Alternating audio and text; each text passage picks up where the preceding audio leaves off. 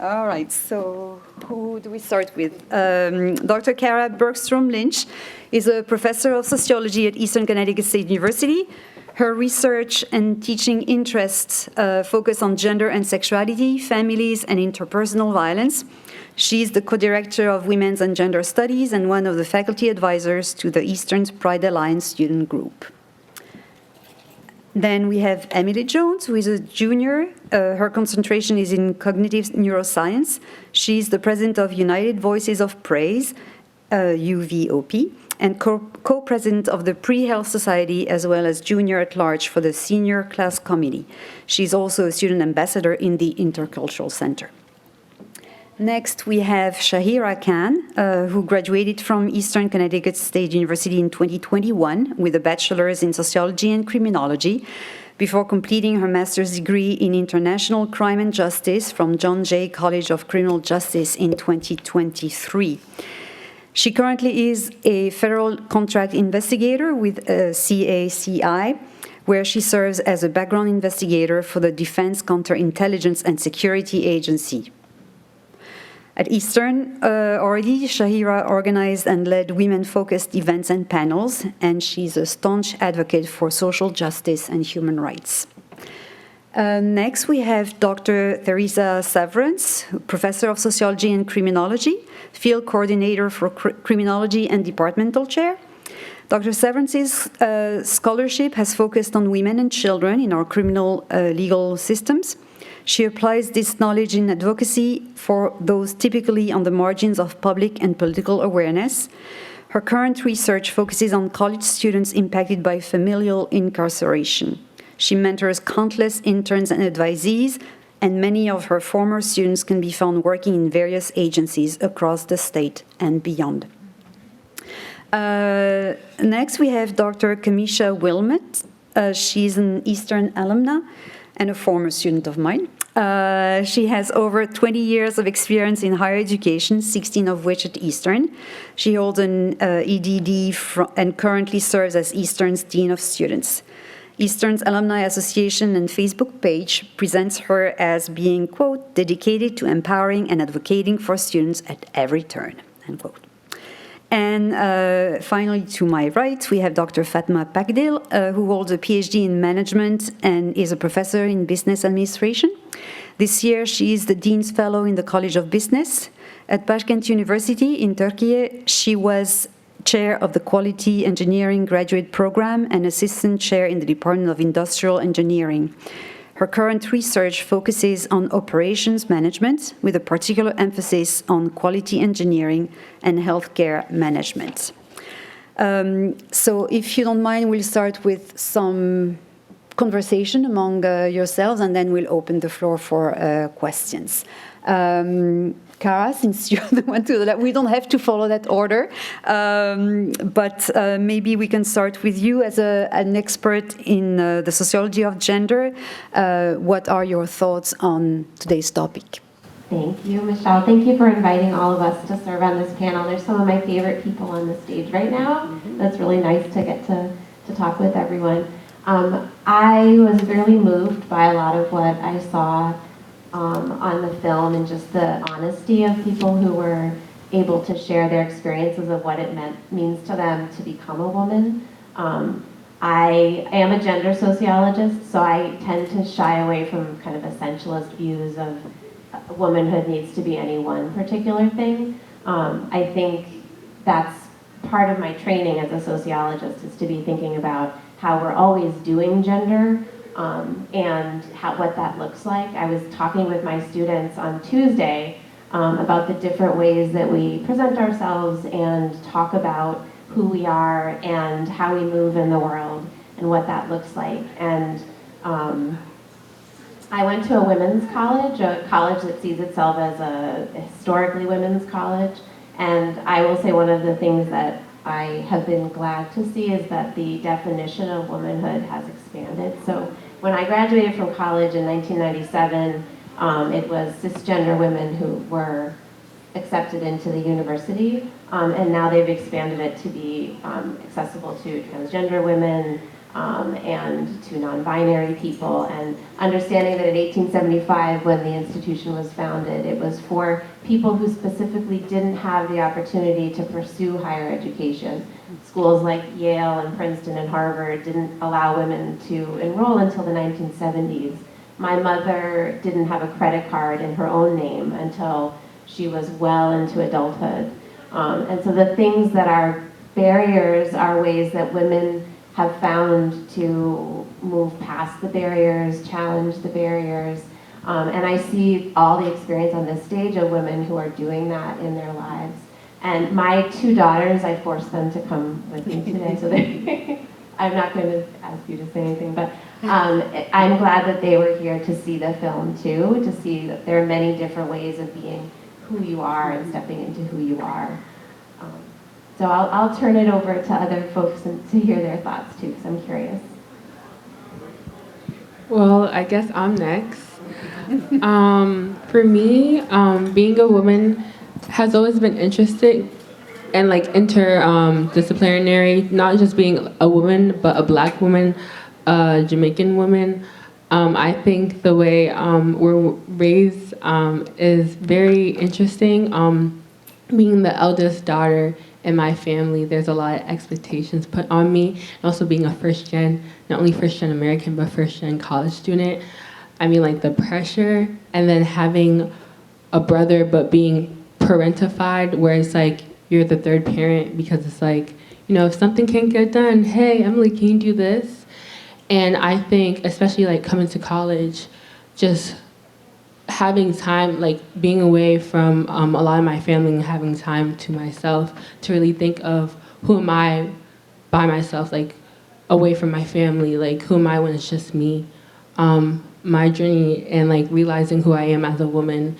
And even those stereotypes you hear about how Black women are loud and how Jamaican women are feisty and stuff like that, and even how that's just been built into our language, that it's just jokes now, but just trying to edge away from the stereotypes or even being comfortable in it. Because like I used to find myself being quiet because, you know, the stereotypes are that we're loud, or trying to control my emotions. But, you know, especially being someone who's in many leadership positions, like being president of 2 clubs, I've learned to assert myself, be the boss that I know I can be, and not being afraid to be called those stereotypes of loud. Because so what if I'm loud, you know? At least my voice is heard. So just learning that just because it's a stereotype, like I don't have to feel bad if someone calls me loud. Like being comfortable in my loudness, being comfortable in my feistiness, being comfortable in my sassiness. I think that's what I've learned in my journey of becoming a woman.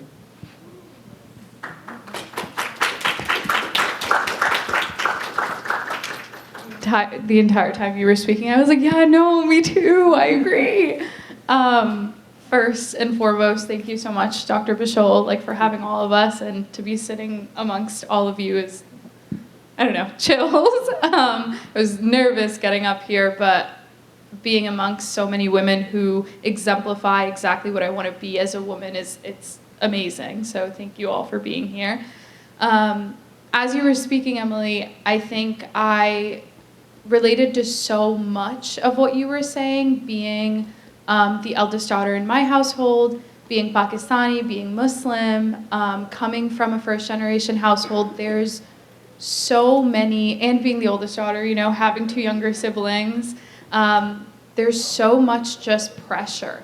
There's so much pressure to not be this type of woman, but be that type of woman, and also be that type of woman. There's all these stereotypes that are put on us, and it's like actively, I think for a large part of my life, much like you, I fought a lot of the stereotypes of what it meant to be Pakistani and like a brown Muslim woman here, even just at Eastern. And like what I felt like every single thing I did was under a microscope, because there were so many roles and hats that I had on. And now being in a field with honestly everything going on in the world, being in a criminal justice field, it's challenging. And there's a lot of like internal reflection that I have to have as like, what do I want to do with my life? And like there is still that pressure of like, I am representing so many women being in a white male-dominated field, you go in and it's like, oh,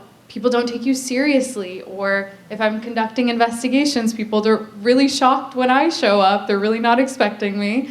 Or questioning whether I should be here, or whether I have the qualifications, which I know I have. And so going through that and still feeling just pressure to mold into like a certain way, or present myself as like, if I'm going for an investigation, I have to be so tough and I have to be so, challenging all of those expectations that they have as a woman. But honestly, finding strength too in I bring a different perspective. Yeah, I may not look like your average investigator when I show up, but I also bring a unique perspective with my background and in my femininity and in the way that I am a woman, and just challenging all of that. So while there's a lot of pressure, it's always really nice to see. That's why I said, like, sitting up here with all these women and like challenging every single expectation there is of us. So it's just nice to see the way that the world is moving, even when things are so difficult and there's such harsh conversations being had.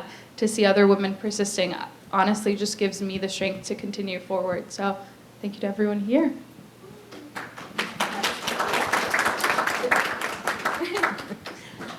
Hi, I feel like I'm in very good company up here, and I also was sitting here wondering, I'm also the firstborn daughter. Like, I had a feeling we are probably also all firstborn daughters.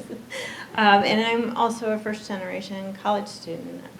I came from a very rural community in Ohio, a very, farm-oriented, very traditional kind of background. And to find myself in spaces that were unfamiliar especially when I got to graduate school in a male-dominated field, as Shaheera said, I was often the only woman in my criminology classes. My sociology classes were more balanced, but certainly in criminology, I was often the only one. Actually, when I got to Eastern many years ago, I was sitting in my office, and a book rep had come around, and she looked at my office, and she was a little confused, and she asked me my name, and she said, well, I really expected to see an old white guy. And I said, well, here I am. But I think it has put me in some challenging positions in terms of coming from a very traditional background into a space where I didn't feel like I had good role models, because my mom was a stay-at-home mom and, very much kind of ran the household. And again, we were in a farming community, so that adds sort of additional layers to it. But, and then coming here where I was an academic and got married and, had my sights on having a family, but didn't have, again, a role model for that, because I was the first in my family who went to college, let alone end up in a professor position. So that gave me some struggles, and I think, I look to my women students who are coming up and try to help them build the confidence that they can be in any spaces. Many of them want to be police officers or probation officers, working as a federal contractor. I want them to be comfortable and confident in those spaces, and to recognize the value they bring to those positions. I think I want to be the mentor that I didn't have maybe when I was coming up through. So,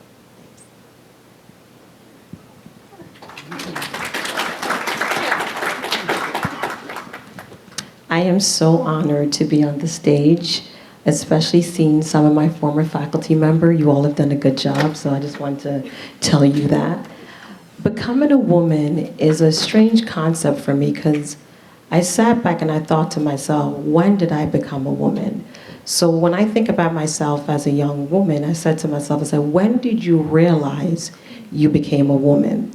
So as I think back to my own culture, I migrated to the United States when I was 9 years old. So I'm originally from Jamaica. I'm also the eldest daughter. And then the pressure that's there to be the second mother. I think that's the piece where at a very young age, I took on the responsibility of caring for my younger sibling. At that time, my brother and I are 9 years apart. So as you talk about picking him up from daycare, preparing his supper and making sure he was good for the next day, because my parents were working hard to be able to put food on our table. So when I think about that at a very young age, I said, wow, do I really want to enter into motherhood? Because this seemed like it's a lot of work with my sibling. But I had that expectation from day one that I had to take care of my young brother.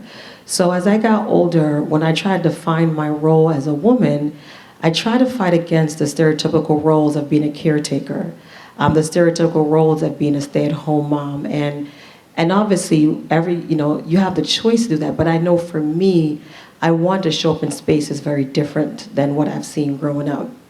And when I think of womanhood, the first thing I saw was sacrifice, how much my mom sacrificed. As I think back to a young woman leaving Jamaica and leaving behind her 5-year-old daughter to be reconnected at 9 years old, that's not easy for any parent to do. So the sacrifice that my mom made to make sure I had access to the United States was something that I saw, and that sacrifice, I said to myself, she paid it forward so I can have all the opportunities that the women in my family did not have.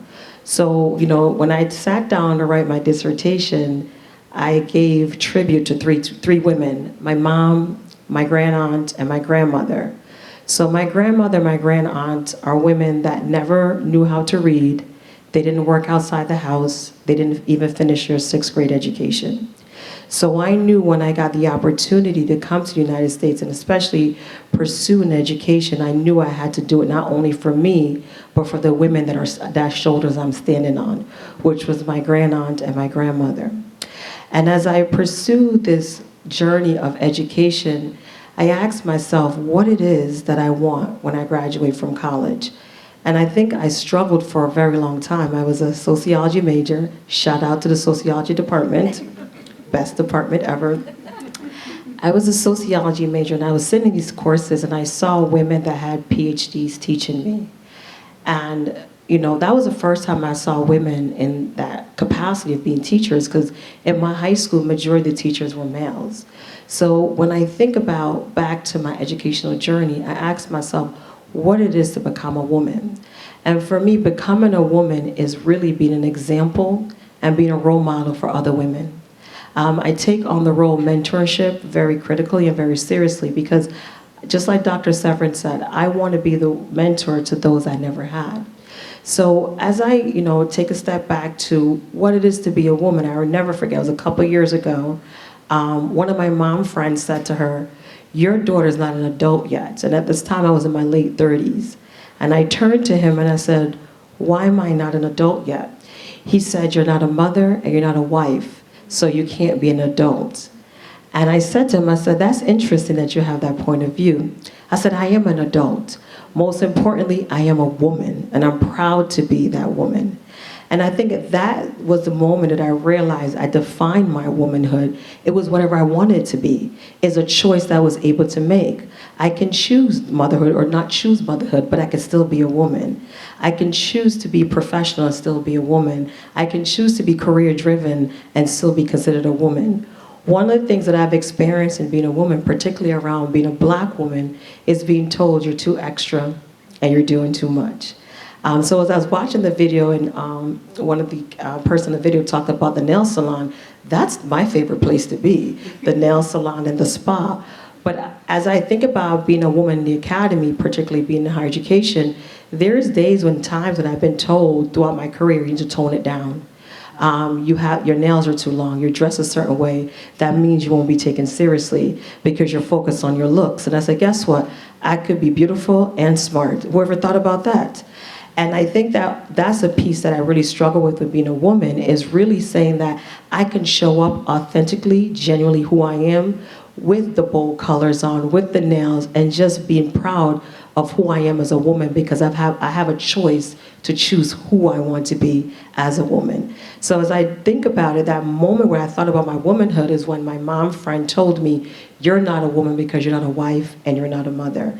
And having that voice to stand up and say, I disagree. I disagree with what you're saying. I am a woman. And just most importantly, one of the things I want students to learn, and I say that every interaction with students, be genuinely who you are. Bring all of you to the table. Bring who you are, your experience, and be proud of where you come from. So I think that's important as well in becoming a woman, particularly as I think about my journey, being in two worlds, being from the island of Jamaica and also being in the United States. There's some cultural norms that are expected with being a Jamaican woman, especially around childbirth. And one of the things I always say, my womb don't define my motherhood.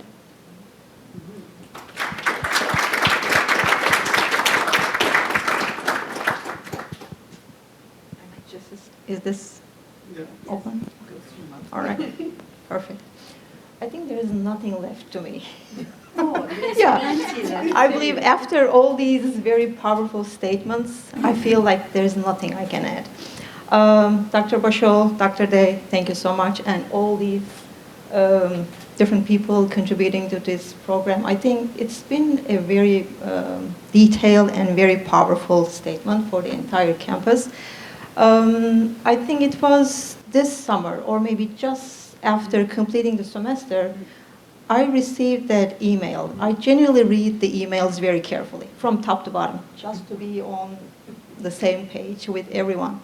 And then after reading your email, I said, actually, do you really know the answers for those questions? Have you ever thought about any of these in your daily life?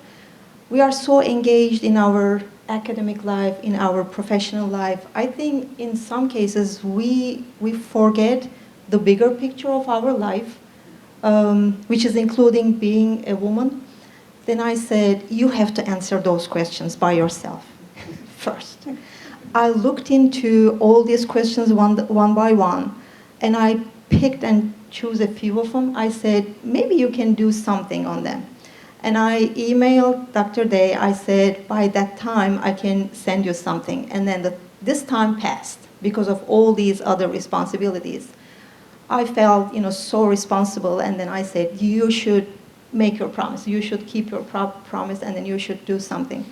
And then I carefully thought about 2 or 3 questions. Then I made this video.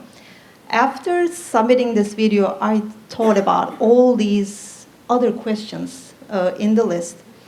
And then I said, probably the way we become a woman is being affected by our parents, our first role models in our first years in this life. And then other family members, whoever you have, aunts, uncles, cousins, nephews, and all these members affect who we are right now. I have a lot of different role models, women or maybe even men in my family, starting from my mom, dad, and other very close relatives. And I also feel like being woman is a very powerful responsibility in the society. We are becoming moms. I remember my first child born and then the second one. This is the most important responsibility in this life. You are raising 2 different personalities, 2 different people for the entire world. They may be the best persons in the world or maybe the worst ones, and everything depends on you. I remember some important questions asked by the teachers of my kids. Then I said, you didn't make a very good job here. That's why you are hearing those questions. Or in the opposite direction, I remember some very emotional points in my life because of the questions asked by the teachers in a very positive way. They were just saying, you should be proud of your daughter or your son. So I said, you did a great job. So similar to these two examples, I believe we are being affected. We were affected by our parents. As similar to some of you, I am the first generation college student in my family on my mother's side. On my dad's side, we had some people back in the days graduated from the college. I am the first one who had the PhD degree, and I remember some other nephews cousins who were being affected because of me. So I was like a kind of role model, and I remember every single case in which I was taking very important roles in some, let's say, healthcare related issues, in some celebrations, in some weddings. So everyone expects you to take some role models, to do something, because you were like highly educated. I think these are the factors making all of us very powerful and very strong people, not only in our family, also in the community. At Eastern, we are the professors, right? We affect the kids, so we affect our students in many different ways. I remember receiving some very emotional letters saying, you are the ones, you are one of the professors affecting my future in this direction or in that direction. When you read it, you put your head on your desk for a second, and then you start thinking what you have done for kids on campus. And I believe all of us have many similar cases, many similar examples. I think we are all very powerful and strong people on campus in this state, in this country, and all over the world. We are affecting the next generations. Yeah, this is what I wanted to share. Thank you. Would you like to discuss some or react to some of the things that were said on the stage? Yeah, no, I just wanted to react to something that Professor Pakdil just said about being powerful in the sphere that you're in. And the thing is, sometimes when you step out of that sphere, people don't expect you to be powerful and to have those kinds of, to have that power. So my family, we were buying a new car, and I went to the car dealership by myself because it was later in the evening and the kids were tired. And as I was talking with the salesperson, I knew which car we wanted. We just wanted to make the deal. And it was a used vehicle, and he said, well, does your husband know that you're here and going to spend his money? I said, well, my wife is at home with our children. And that sort of stopped him, right? But the expectations that you have of women, right? When I came out initially, my parents didn't think I would have children. They cried for a very long time about me not becoming a mother. And one thing I want to say about parenthood or motherhood for me is that my wife is as much our children's mother, whether or not she carried them. And I think like the bodily, like the embodiment of motherhood is one thing, but like being a parent and like the nurturing, that's not limited to women either. A lot of us have probably father figures in our lives that do that nurturing. The fact that women still carry, despite all of our sort of educational advances and career advances, are still expected to do the majority of the caregiving is true when you look at the data. And I would love to say that that's changing, and maybe it is changing. Although I did have a student that told me she had to go home for the weekend to do her brother's laundry. I know, right? That's my kid who's shocked over there. Sorry. So I think when we talk about womanhood, we also sort of need to talk about manhood as well, right? If they're sort of in juxtaposition with each other. So what are our expectations of men? And we have similar restrictions on what men can do and how men can feel and how they can express themselves and be who they are. So I just wanted to, we are a household of all female-bodied people, including our 2 dogs and 2 cats, that's an accident.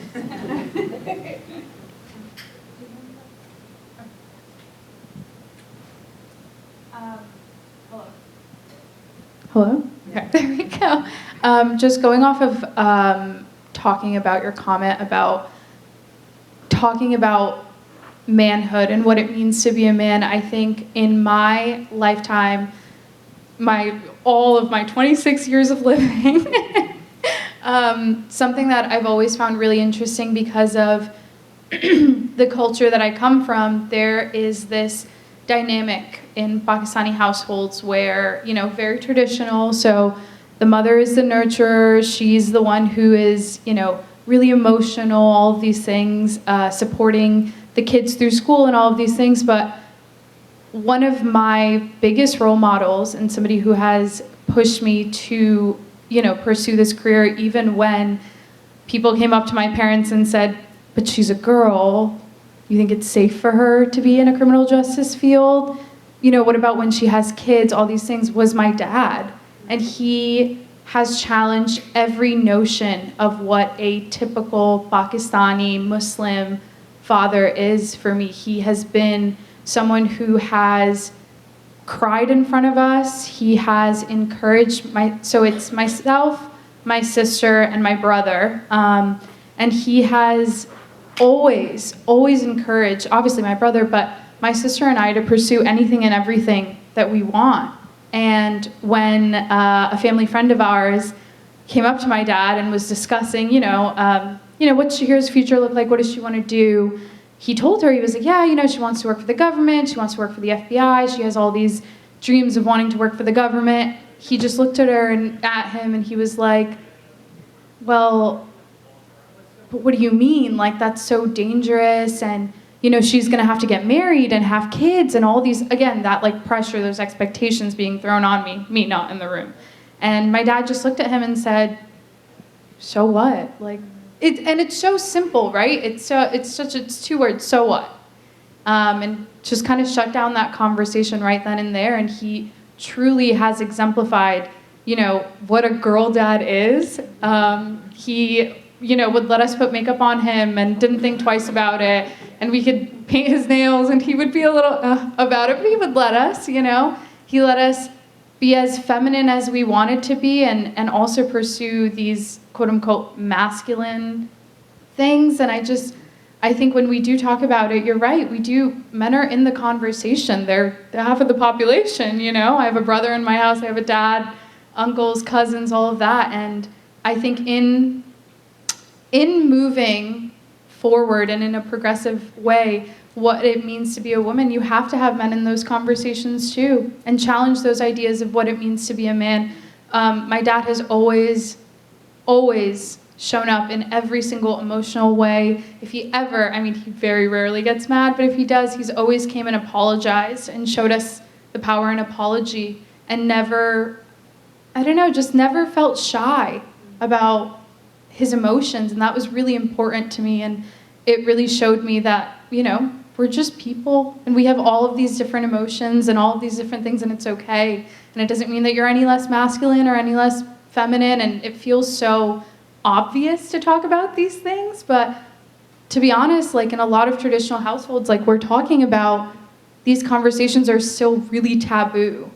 And these things are still really restricted. And so it starts with that one person in the household. And not to take away from my mom, because she is just the woman that I aspire to be, with her emotional resilience and her strength and, also challenging every traditional aspect. But, we have those things of like, well, that is what a mom's supposed to do, oh my God. She did all of that and more. And I think it's the way that my parents raised us, even with all of the challenges and having to, question even their own beliefs and be like comfortable in that uncomfortability, moving here in their early 20s, having really no one to guide them and no one to do whatever, and having 3 kids, I think they did pretty well in challenging all of that. So yeah.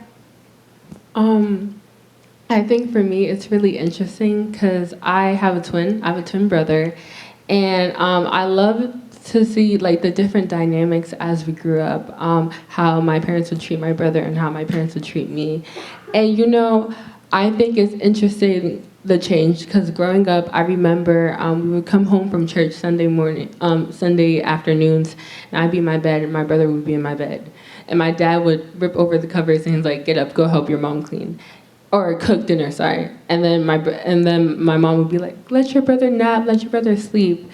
And I think it was interesting, like the different dynamics, and then even like Saturday mornings, how my dad would wake my brother up to go mow the lawn or like rake the leaves, and then like I would help my mom clean the house. But then as we grew, it started. I saw the change in my parents, how my dad used to make me rake the leaves as well, and my mom would have my brother clean. And even like how my dad taught me how to, change a tire and do those things as well. Being able to see my parents grow, because I had to realize that that's how my parents were raised. And, coming to another country, a different dynamic, just realizing that there is more to who we are than just the standards and the stereotypes. And also realizing that I could be multifaceted in that way. I remember my mom telling me that, and back then Jamaica's more communal, and she would tell me how like anytime my grandma would cook, anytime they would hear the doorbell ring, they would hide their food because they knew that once someone came, like each of their plate was gonna get a scoop less, so it could give to that person. That nurturing aspect of my grandmother, and I would see it in my mom as well, as every time she made soup, everyone came to the house and would eat soup, and I'm like, no, I'm not doing that. But the way I see myself in college, that, I'll have food and I still make sure my brother is good, or I still make sure my friends are good, because I fought so much against that nurturing aspect because I wanted to be a powerful woman, but realizing I could still be nurturing and then still, know how to change a tire, still be good at math, just be that multifaceted person. And there are still things, because every time I cook, people are like, are you cooking for your brother as well? But, it's really interesting to see people, or my parents, grow and learn and change the ideas or challenge the ideas that they were raised to have.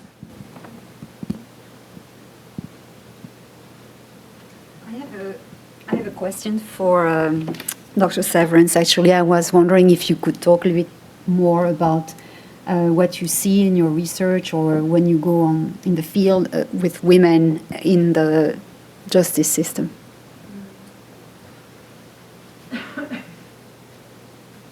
It was interesting to me initially to learn that a lot of women who are wrapped up in our criminal legal systems are also very traditional in terms of how they, the values they have, the roles they see themselves in.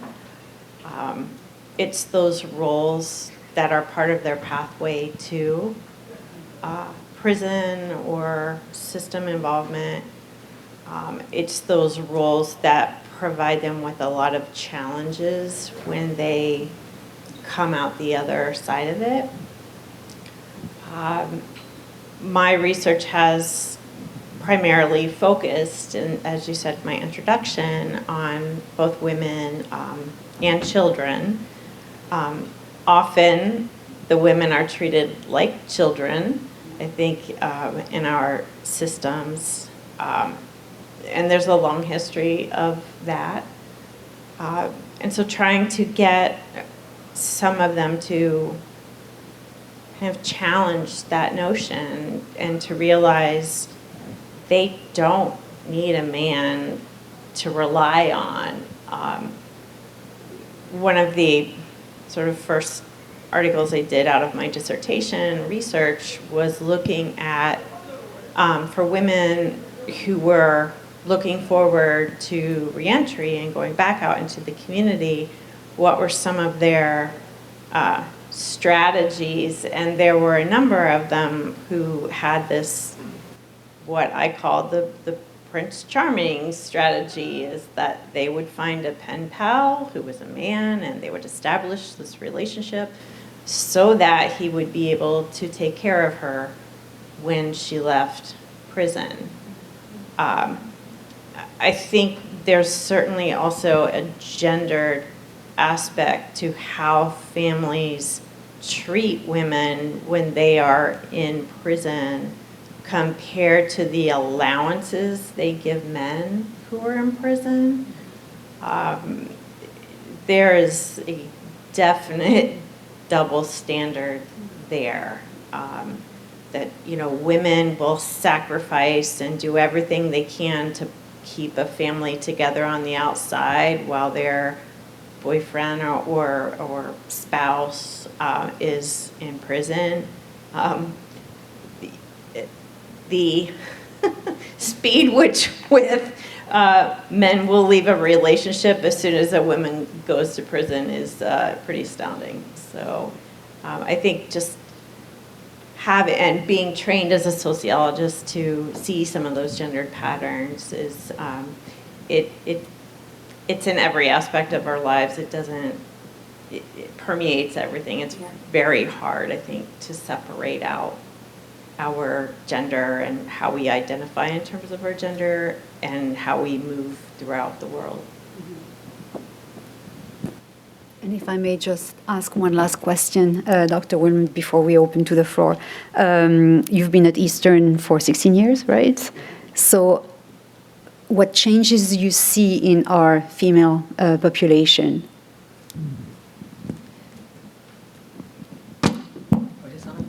That's a really good question. So one of the changes that I've seen in our female population, and I'm going to do it in two categories, is our students. I really appreciate how unapologetic this generation of women are. They show up in the spaces and they're confident, but most importantly, they challenge the norms. So we're dealing with a generation of students where you no longer can tell them, sit down, put your head down and be a girl. We're dealing with a generation of students that's questioning policies and procedures and saying, this doesn't make sense. How does this benefit the entire community? The other piece that I'm seeing with young women on campus, which is really refreshing and I enjoy, is the ability to step out of the traditional majors of not going towards the female-dominated, but I have a lot of students who are talking about going to more male-dominated fields such as finance and business, which is something that I've seen really shift in the last couple of years, where a lot of women are saying, I'm not going into a field just because I'm expected because I'm a female, but going into a field because they really want to make a difference and show up in spaces where they traditionally don't have access to. The other big piece about the young women of today is the advocacy piece and holding us accountable. And when I say us, I mean administration, holding faculty, holding staff accountable. And that's something that is really refreshing because they're not afraid to advocate for what they want and their needs. So if that means showing up at my office and skipping to the president, they're going to do that. And I see that uniquely different from our male students. So as Dr. Bergstrom-Lynch was talking about our males, I think about our male identifying students. When I see a lot of advocacy happen, it happens from their mom. So I have a lot of male students' mothers calling over to my office about concerns that they may have, and the concerns is usually dominated to their son, but their son has never been to my office or emailed me. And I've noticed that with our students. There's a huge difference where our female identifying students have no issues showing up in the space and say, these are the concerns, these are my needs, and I'm here to advocate for myself. Typically with our male students, I will hear about their needs and concerns from a parent, and typically the parents are the mothers who are calling and advocating for their sons. So that's a shift that I've seen definitely here at the institution. I've also seen a shift of young women wanting more mentorship and really defining what mentorship look like. Because I know that mentorship and role model are two different things.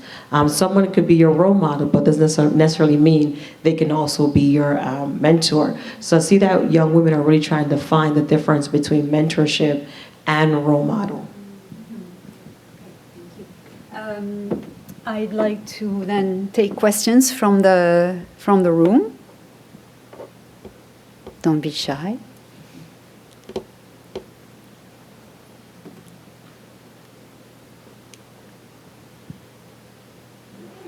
Yes, Kin. Shaheera took the question from me, but I'll ask the other panelists. How have men in your lives affected your becoming a woman?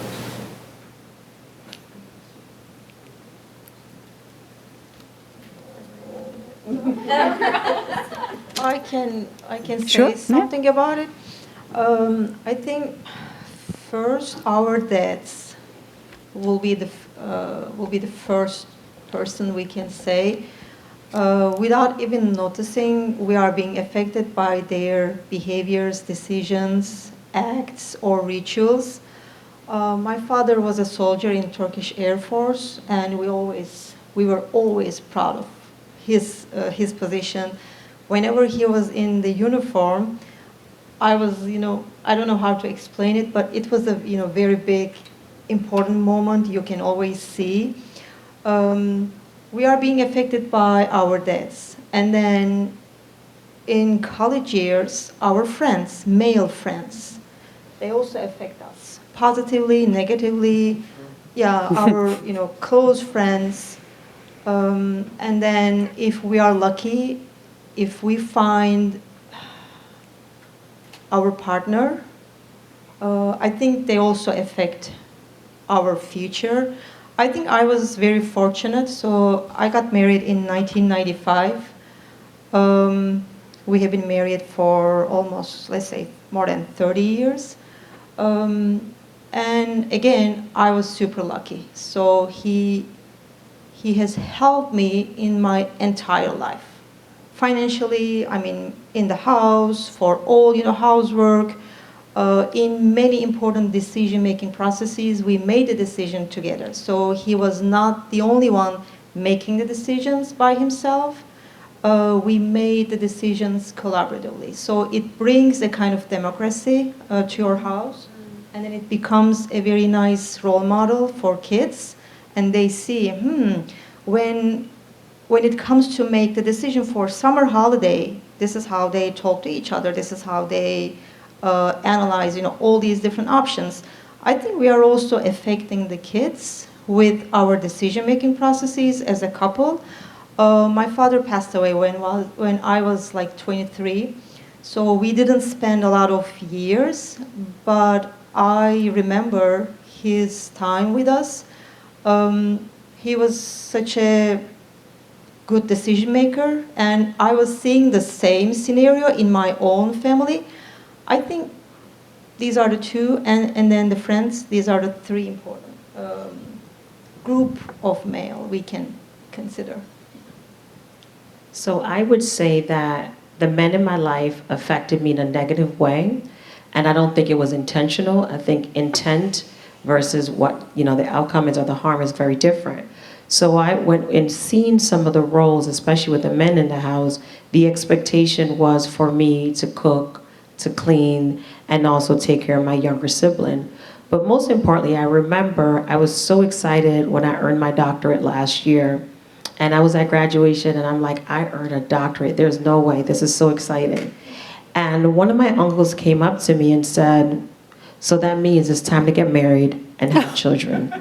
So I'm sitting there thinking, oh my goodness, I just earned a doctorate and you're talking about marriage and children. I want to buy some shoes and go to Greece. Like, what are we talking about? It's time to shop and go to Dubai. So I was very confused in that message, but I understand, and I think Emily talked about it, some of those traditional mindset around the expectation of women.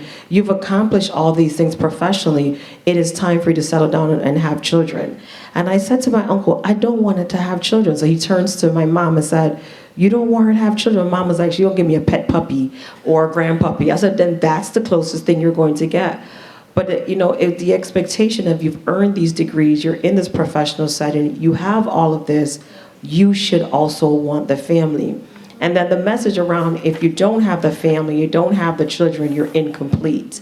And that is something that I tell young women, that you can choose what your completion look like. It doesn't have to be a partner, it doesn't have to be a career, it's whatever it is that you choose it for it to be. And a lot of message that I was sent by men was I was incomplete without them being in my life. And that is a stereotype, and that's something I try to push against, and saying I'm complete because I am who I am. I'm comfortable in my womanhood and comfortable in the person that God made me to be. Other question? Yes. Matt? So like, if there's like a woman in your life who doesn't like see that she's like worthy, like maybe like a sister, like how do you like encourage her that she has worth and she needs to like, you know, I don't know how to explain, but like respect. Yeah. But like how would you, like, as a man or like as her brother, like how would you do that? I love that question. It's such a kind question to be asking, and the fact that you are asking that question tells me that your sister feels that support from you already, and that's really important because the world is going to give her and other young women different pressures and expectations. So if she can have that safe space at home with her brother and with close friends and family members, that going back to those ideas about they accept me for who I am. I can be who I am in our home, and our home is full of love, and our relationship is full of love. That'll give resilience, right? Knowing that you can always have a soft place to land. So kudos to you for doing that. You're a good brother.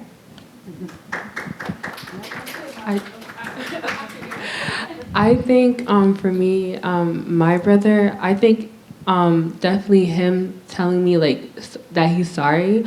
You know, and being Jamaican, you know, we do have our jokes and stuff like that. But I think one thing that we had to realize is, as my dad always says, what jokes to some is death to another, and realizing that sometimes things what we do say do impact, you know, intent versus impact. And I think my brother really coming to me and being like, you know, Emily, I'm sorry about the jokes I make, like, let me know what I can do. Just him being honest with me really made it like a safe space for me, because, you know, he's not perfect. He's not always gonna know what to do. But just his willingness to learn, I think, really made me feel comfortable. Hello? I completely agree. I have a younger brother who is 10 years younger than me, so he's 15, about to turn 16, and he's always really curious, right?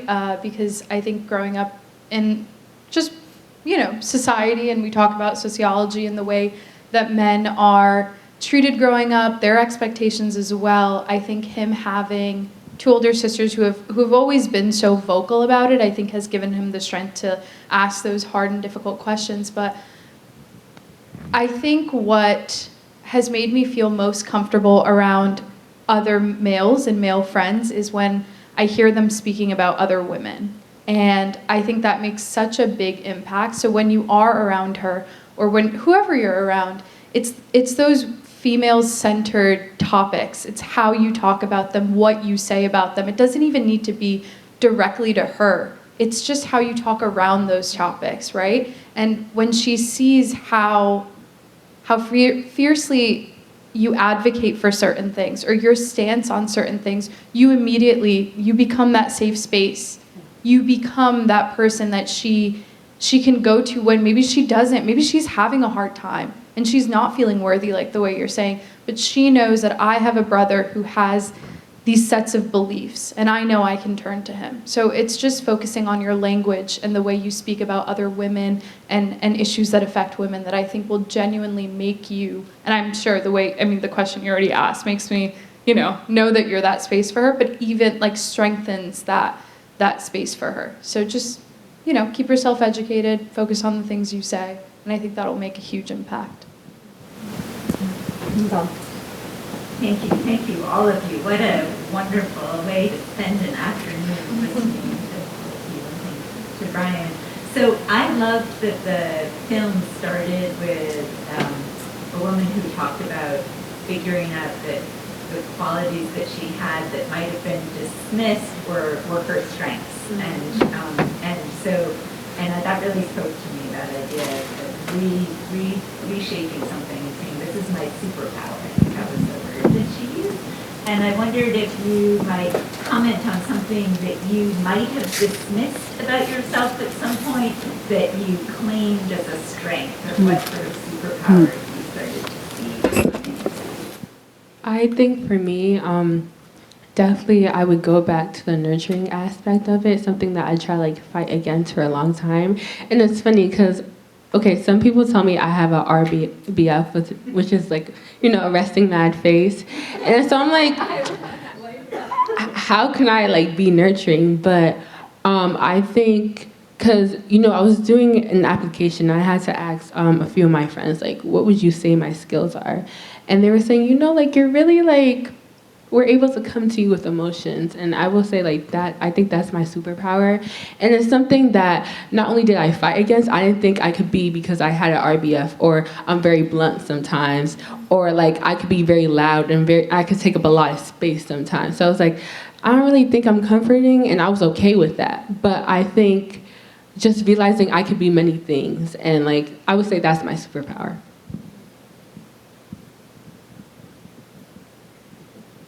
So, in Rate My Professor, where you can say like different things. So students always say I'm nice, and I used to really hate that.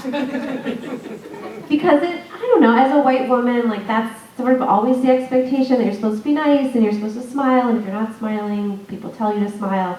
But I've realized, well, they don't really mean I'm nice, because my classes are all like hard too, and Shaheera can. She is and really nice Emily. in the best way. Yeah, but so I think like leaning into relationship building, I think is something that I care about a lot, and if it's attached to masculinity or femininity, regardless, I think that the capacity to have empathy and want to work in collaboration with people, like those are human traits. They're not women's traits or men's traits. They're traits that get like played up or downplayed depending on your gender sometimes, but all right, so I guess I'm nice, but also. Okay, it was very nice of you to come today. Do you have any more questions? Yes. So my question is for you. Me? Yes. So I always see you on campus, and like you're wearing heels or you dress up. Like I always admire you every time I see you. And then I know that you talk about how people don't do like things that a woman can be powerful and different from herself. So how did you move on from that? First, thank you for the compliment. I almost got teary-eyed. So I really appreciate that, because I know that walking around campus, particularly as a Black woman in a predominantly white institution, our Black female students are looking at me. They're looking at me and they're saying, this is a woman that's in a professional role, and what are some of the things that I can do to aspire to be like that? So I take that very, very seriously, and that was dear to my heart, so thank you so much. So one of the things that I do in terms of trying to make sure that folks understand that, yes, I may take a day off and go to spa and I have my nails done, but I'm serious about the work that I do. I'm passionate about the student. Most importantly is those tools of being educated. So I knew beyond my bachelor's degree, I had to get a master's, and for a couple of years I worked in the field of higher education, and I really wanted to be in a space where I can talk about student experience and understand what it is to be a dean of students at an institution. So I applied to get my doctorate. So to answer your question, the reason why I'm able to find that balance is because I know I'm knowledgeable. Whenever I walk into the room or any table, even if the table is not made for me, I have power and knowledge in that room that no one else has. I have a unique experience with the students, and I am the voice and I advocate for the students in spaces that you cannot be at. And amongst my colleagues, so I walk into a space, like you said, with my heels, well-dressed, but I have expertise, I have compassion, and I have a desire to make sure I empower and impact the students so they can complete their degrees in 4 years. So that's what I think about when I walk in those spaces, like, I'm credentialed, boo. And it's doctor. And it may take an object like shoes, like your power shoes, to get the confidence. You fake it until you make it. You have your little secret and it works eventually. Do we have any more questions? I'll just have one closing remark, I guess, besides thanking you all for being here, for accepting my invitation, and also all of you for coming out this afternoon. What resonates with me in everything that you said is the sisterhood, the mentoring, the women that were before us, that enabled us to be who we are and achieve what we have. And you can start very small, and the sky is the limit. That's one thing. And the other thing is that it's a journey. It's about becoming. I didn't mean to have the becoming a woman really, because it was Beauvoir but I think that we keep on becoming a woman. It's not just, okay, done. No, it's an ongoing process until we croak.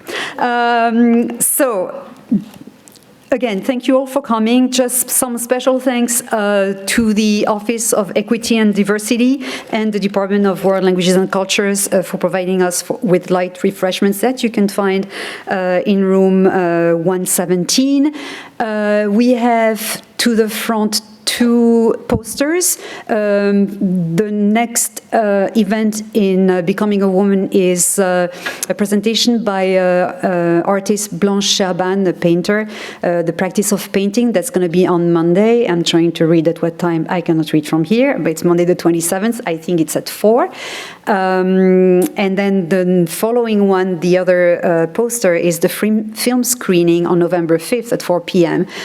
Girlhood, a French film by Céline Sciamma, with 4 black students, well, not students, 4 black girls who are part of a gang. And last, but definitely not least, I want to thank very, very much Lisa for everything that she's done in September, because if the whole series has been, if I've been able to do that, it's really thanks to you for keeping me on my toes and everything.